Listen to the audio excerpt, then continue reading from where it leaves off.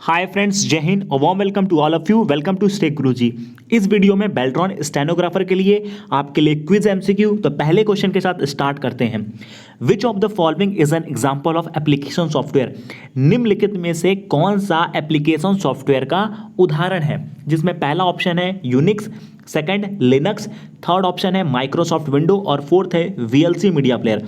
तो जो VLC media player होता है वो एप्लीकेशन सॉफ्टवेयर का एग्जाम्पल होता है। ध्यान दीजिएगा, जो VLC मीडिया प्लेयर होता है वो एप्लीकेशन सॉफ्टवेयर का एग्जाम्पल होता है। VLC मीडिया प्लेयर वही होता है जिसमें आप लोग वीडियोस देखते हैं। क्या देखते हैं? वीडियोस देखते हैं। कुछ और फैक्ट मैं बता देता हूं। लिनक्स क्या होता है? लिनक्स होता है आपका ओपन सोर्स सॉफ्टवेयर। क्या होता है? Open source software. और लिनक्स कौन सा सॉफ्टवेयर होता है? ये सिस्टम का सॉफ्टवेयर होता है। Linux is a system software. ठीक है, लिनक्स क्या है? लिनक्स सिस्टम सॉफ्टवेयर है। VLC मीडिया प्लेयर एक एप्लीकेशन सॉफ्टवेयर है। यदि मैं यूनिक्स की बात करूं, यूनिक्स क्या होता है? यूनिक्स ऑपरेटिंग सिस्टम है। यूनिक्स क्या है? यूनिक्स ऑपरेटिंग सिस्टम है जिसको डेवलप्ड किया गया था 1970 में। किसने किया था? बेल्स लैब ने किया था। Bells lab. ये क्वेश्चन भी पूछा जाता है। जो यूनिक्स है, यूनिक्स क्या है? यूनिक्स एक ऑपरेटिंग सिस्टम है जिसको डेवलप किया गया था 1970 में, और इसको डेवलप किसने किया था? बेल्स लैब ने डेवलप किया था इसको। ठीक है, तो यहां से इतने क्वेश्चन आपके कवर हो गए। सेकंड क्वेश्चन पे आते हैं। MS वर्ड 2016 दस्तावेज में किस मेनू से हम स्प्रेडशीट जोड़ सकते हैं? ध्यान दीजिएगा, MS वर्ड 2016 दस्तावेज में किस मेनू को हम स्प्रेडशीट से जोड़ सकते हैं? तो इसका जो आपका सही उत्तर हो जाएगा वो हो जाएगा इंसर्ट टेबल। किससे जोड़ सकते हैं आप? इंसर्ट और टेबल से जोड़ सकते हैं। क्वेश्चन पूछा गया है MS वर्ड से, तो मैं MS वर्ड के बारे में आपको बताता हूं। MS वर्ड एक वर्ड प्रोसेसर होता है जिसमें आप डॉक्यूमेंट, बाउचर, लीफलेट्स, आउटलाइन और रिज्यूम बनाते हैं। MS वर्ड 2016 का जो फाइल एक्सटेंशन होता है .docx आपका फाइल एक्सटेंशन होता है। अब बात करते हैं कि MS वर्ड 2016 का डिफॉल्ट नेम क्या होता है। तो आपका जो डिफॉल्ट नेम हो जाएगा वो होता है डॉक्यूमेंट 1। डॉक्यूमेंट 1 आपका क्या है? डिफॉल्ट नेम है। नेक्स्ट क्वेश्चन पे आ जाते हैं। निम्नलिखित में से कौन सा इनपुट उपकरण नहीं है? निम्नलिखित में से कौन सा इनपुट उपकरण नहीं है? अब आपको मैं इनपुट डिवाइसेस के बारे में बताता हूं।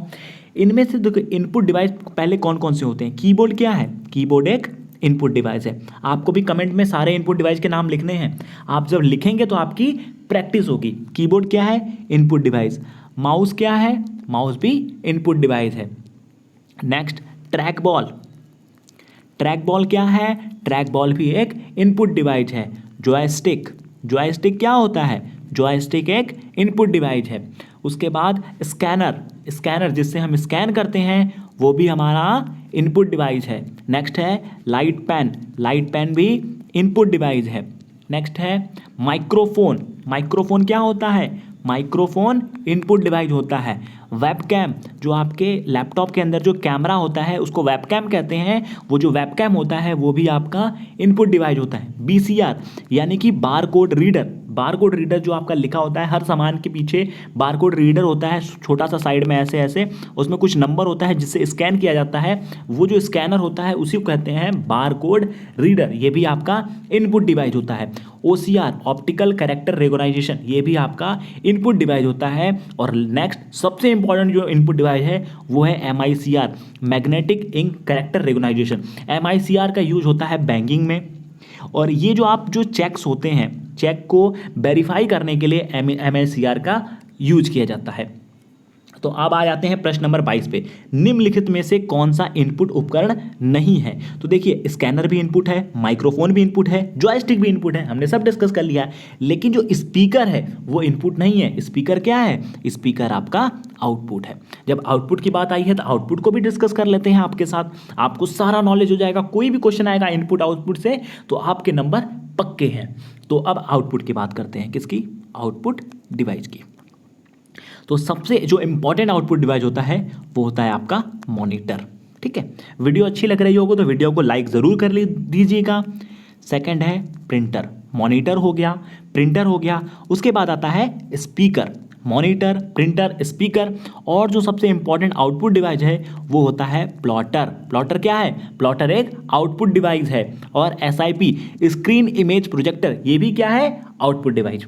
नेक्स्ट क्वेश्चन पे आ जाते हैं। क्वेश्चन नंबर 23, 23वां प्रश्न कह रहा है MS एक्सेल 2016 में किसी स्तंभ का आकार बढ़ाने या घटाने के लिए डैश चरणों में क्रमित है। ठीक है, इसका बताना है। तो MS एक्सेल 2016 की बात हो रही है। तो सबसे पहले इसका आंसर करते हैं।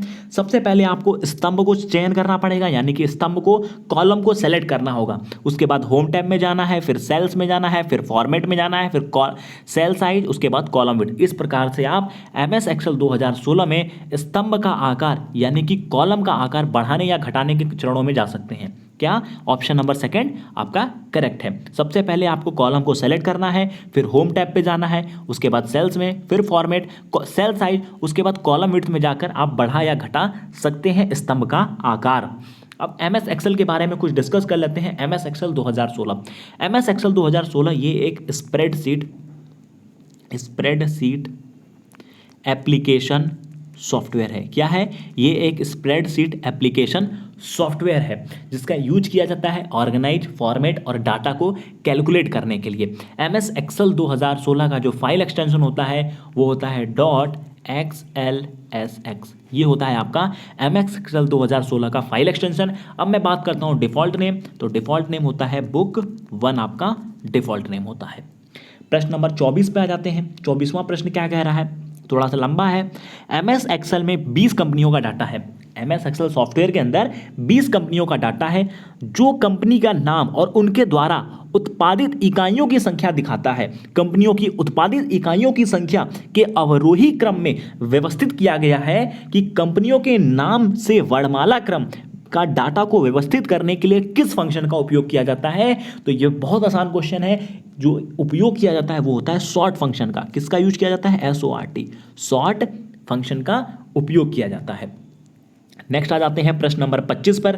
प्रश्न नंबर 25 बहुत ज़्यादा इंपॉर्टेंट है क्योंकि ये क्वेश्चन पूछा जा रहा है क्लाउड कंप्यूटिंग से। अब पूछा क्या है कि क्लाउड कंप्यूटिंग के बारे में निम्नलिखित में से कौन सा कथन सही है? क्लाउड कंप्यूटिंग के लिए निम्नलिखित में से इनमें से कौन सा कथन सही है? इसका आंसर कमेंट बॉक्स में प्रश्न नंबर 25 को अटेंड कीजिए आप। तो मैं उत्तर दे देता हूं प्रश्न नंबर 25 का। इसका उत्तर हो जाएगा तीसरा, यानी कि इसमें वेब सर्वर पर होस्ट की गई फाइल प्रोग्राम के साथ काम करना शामिल है। इसमें वेब सर्वर पर होस्ट की फाइलें प्रोग्राम के साथ काम करना शामिल है, यानी कि 25वें का उत्तर हो जाएगा आपका तीसरा। नेक्स्ट आ जाते हैं क्वेश्चन नंबर 26 पे। 26वां प्रश्न क्या कह रहा है?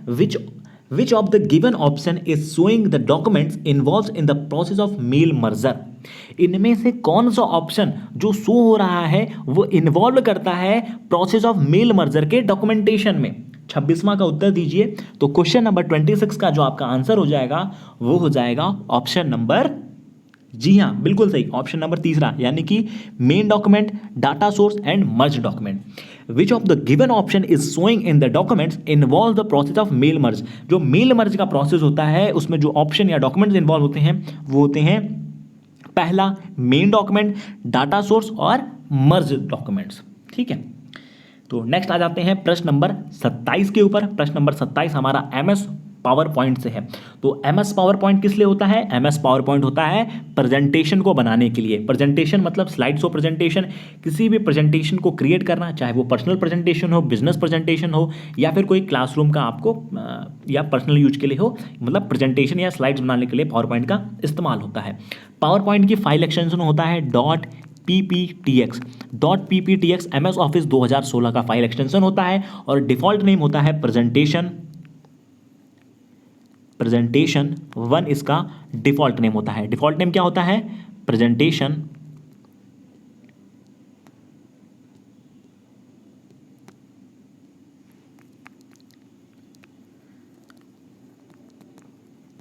1 क्या होता है? Default name. ठीक है,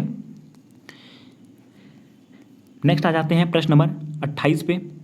ठीक है, 28वां प्रश्न क्या कहता है कि MS वर्ड की नई फाइल बनाने के लिए किस फंक्शन का उपयोग किया जाता है? ध्यान दीजिएगा, MS वर्ड में एक नई फाइल बनाने के लिए किस फंक्शन का प्रयोग किया जाता है? तो इसका आंसर आप लोग कमेंट में दीजिए। एमएस वर्ड में नई फाइल बनाने के लिए किस फंक्शन का उपयोग किया जाता है? तो वो होता है न्यू। किसका उपयोग किया जाता है? न्यू का इस्तेमाल किया जाता है। ठीक है, तो कुछ एमएस वर्ड से भी रिलेटेड बता देते हैं। एमएस वर्ड का फाइल एक्सटेंशन .docx, इसका default name document1। MS word एक वर्ड प्रोसेसर होता है जो कि डॉक्यूमेंट्स, वाउचर और रिज्यूम बनाने के काम आता है। उसके बाद कुछ इससे रिलेटेड और टर्म्स की बात करें, अब कंप्यूटर के बारे में कुछ बता देते हैं। कंप्यूटर के जो मेन पार्ट्स होते हैं उसमें 6 कंपोनेंट होते हैं। प्रोसीड डाटा को क्या कहा जाता है? प्रोसीड डाटा को इंफॉर्मेशन कहते हैं।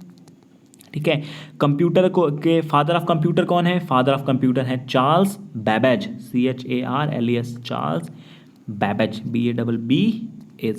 जी हाँ, ठीक है, स्पेलिंग सही है, चार्ल्स बैबेज। फिर एक क्वेश्चन पूछता है ENIAC का फुल फॉर्म।